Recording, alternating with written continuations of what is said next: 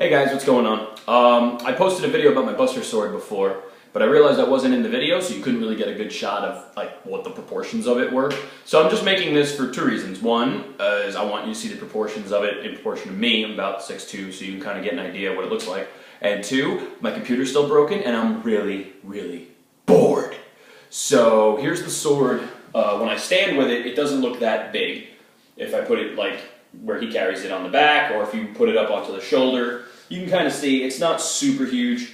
But when you take it down and you do, like the on-camera pose, or you just keep it like this, you can kind of see it's pretty big. So if I put it on the floor with me, I'm, like I said, about 6'2", back it up a little bit, you can kind of see the height difference. I mean, it's pretty big. So, in retrospect, I probably should have made the blade a little bit longer. So if you look at it, in reality, the blade is probably, the blade should have been this long and the hilt should have come down to here, and then only have this much handle, and that probably would have been a correct proportion, but since I didn't really do a template or anything, I just sort of winged it, can't really complain. But the weathering effect came out pretty good, a lot better than the build did, and like I said to my friend Joe, if you do a pretty good paint job, you can save a pretty shoddy build, which this was, because at first it was going to be all cardboard and paper mache, and then I didn't like that, and I decided to try foam covering it, and that just was a complete mistake. Don't do that. So if I could go back, I would have just gone the paper mache route and really gave that a go. But it ends up looking pretty good. I could probably do a costume and a shoot with this because it does offer some nice angles for poses and things like that. Size comparison to my gunblade from Distant Worlds a couple years back.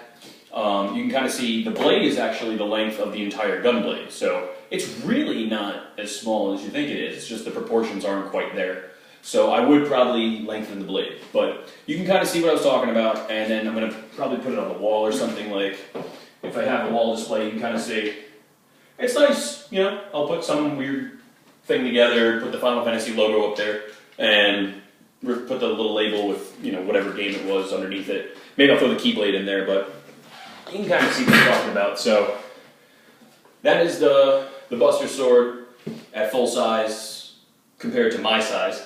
And truth be told, since I'm going to build the Crisis Core one at some point, I'm willing to let this go at some point. So if one of my friends, let me emphasize that, I'm not just giving it away, but if one of my friends really needs a Buster Sword or something like that, you can always reach out to me. I'm not married to the thing, so I'll probably unload this one when I get the Crisis Core one built.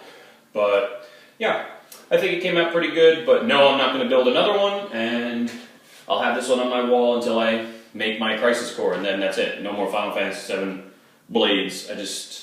They're too big and they take up too much space in my house.